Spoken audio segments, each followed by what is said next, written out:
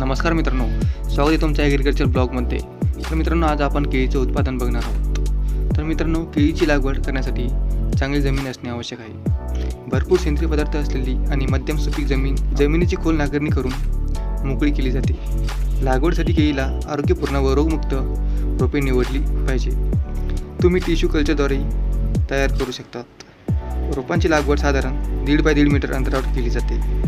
लागवड करताना खत आणि सेंद्रिय पदार्थ जमिनीत मिसळले जातात. केळीला भरपूर पाणी आवश्यक असते.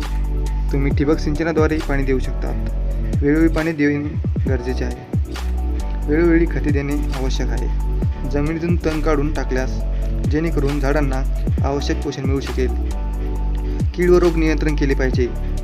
फळमाशी व रोगांवर वेळोवेळी फवारणी केली पाहिजे. केळीच्या झाडाला फळे साधारण 9 ते 12 महिन्यामध्ये येतात. केळी पिकल्यानंतर कापणी व त्यांना ठिकाणी साठवली